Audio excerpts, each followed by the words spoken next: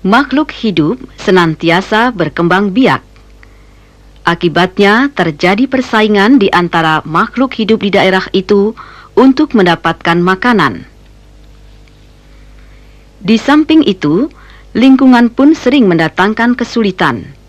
Misalnya terjadi banjir, kekeringan, cuaca terlalu dingin, dan wabah penyakit.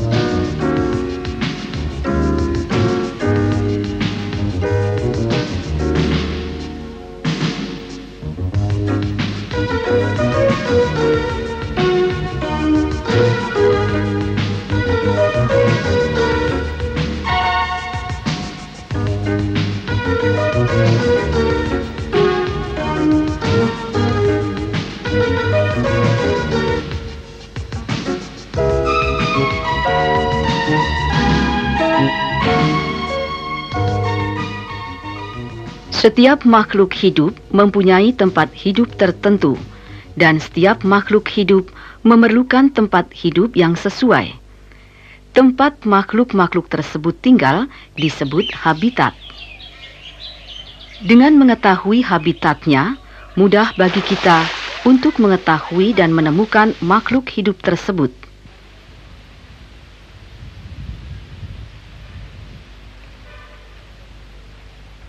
Misalnya, ikan mas habitatnya di kolam air tawar. Maka, untuk mencari ikan mas harus di kolam air tawar, bukan di air payau atau di laut. Setiap makhluk hidup perlu, bahkan harus menyesuaikan diri dengan lingkungannya, agar dapat hidup dan melestarikan jenisnya. Penyesuaian diri makhluk hidup dengan lingkungannya disebut adaptasi. Biasanya, makhluk hidup yang telah beradaptasi pada suatu lingkungan tertentu akan sulit dipindahkan ke lingkungan lain yang berbeda. Lain halnya dengan manusia.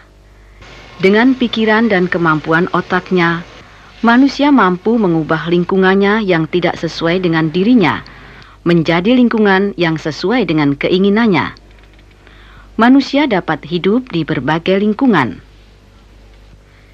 Dapat hidup di daerah yang tandus, di daerah yang subur, di darat, di udara, di dasar laut, bahkan di ruang angkasa yang hampa udara.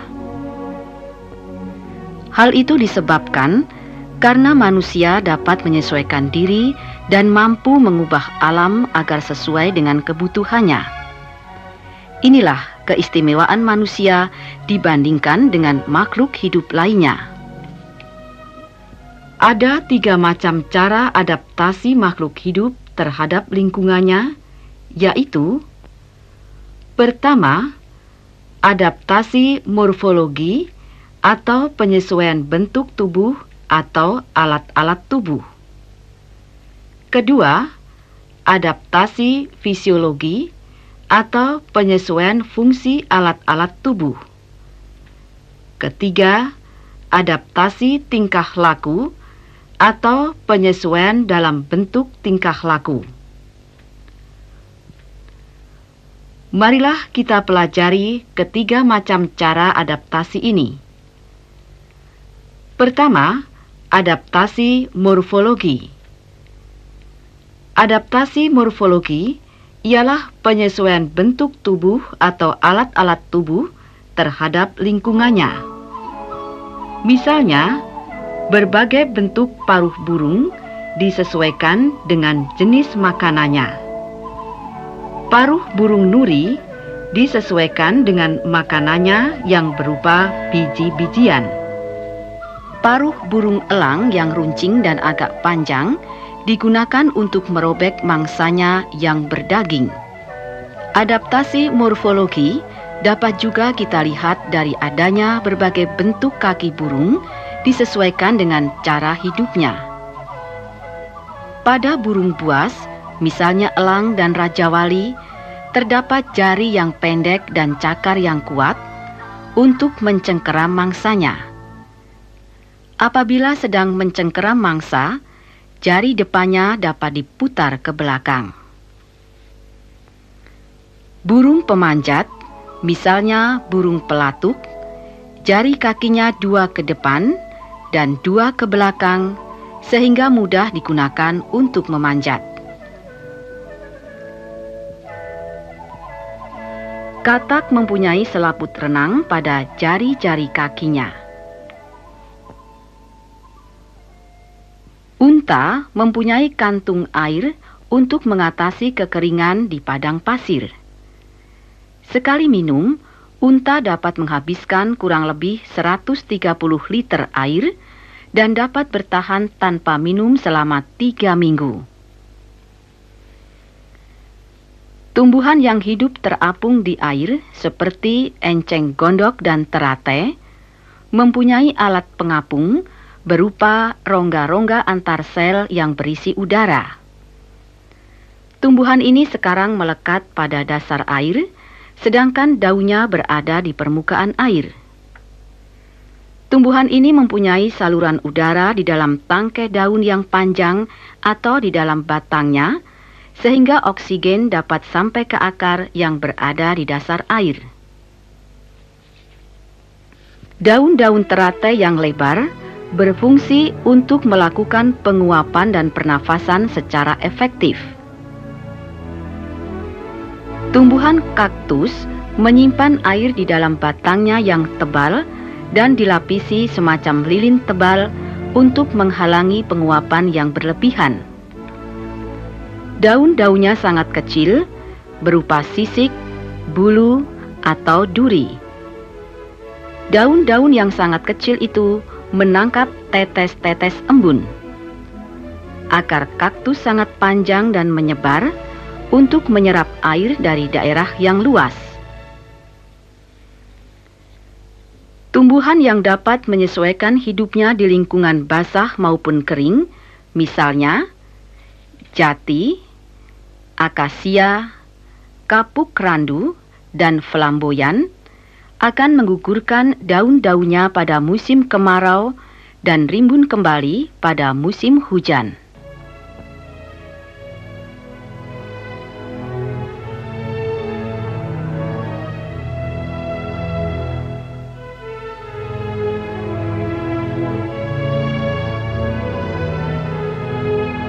Cara adaptasi yang kedua bagi makhluk hidup untuk menyesuaikan dirinya dengan lingkungannya adalah adaptasi fisiologi. Adaptasi fisiologi ialah penyesuaian fungsi alat-alat tubuh terhadap keadaan lingkungan. Misalnya, hewan herbivora, jenis makanannya berupa tumbuhan yang sulit dicerna. Untuk itu, saluran pencernaan herbivora banyak menghasilkan enzim selulose untuk mencernakan makanannya.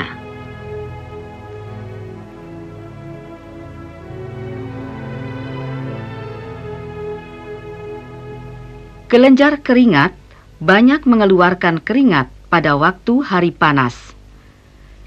Keringat dikeluarkan dengan maksud untuk mendinginkan permukaan tubuh. Cara adaptasi yang ketiga bagi makhluk hidup untuk menyesuaikan diri dengan lingkungannya adalah adaptasi tingkah laku. Adaptasi tingkah laku ialah penyesuaian terhadap lingkungan dalam bentuk tingkah laku. Misalnya, bunglon mengubah warna tubuhnya sesuai dengan tempat dia berada agar terhindar dari bahaya yang akan menimpanya.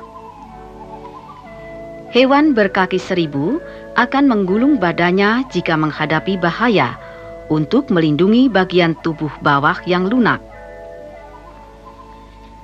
Semut dapat mengenal jenisnya dengan organ pencium pada antenanya. Semut ini dapat mengetahui kehadiran semut kelompok musuh. Biasanya, semut meninggalkan tanda sebagai jejak bau untuk diikuti semut anggota kelompoknya. Itulah sebabnya kita lihat semut sering beriringan mengumpulkan makanan. Sering terlihat bahwa adaptasi tingkah laku disertai dengan adaptasi fisiologi. Misalnya, tingkah laku semut mengeluarkan racun tertentu untuk menaklukkan mangsanya.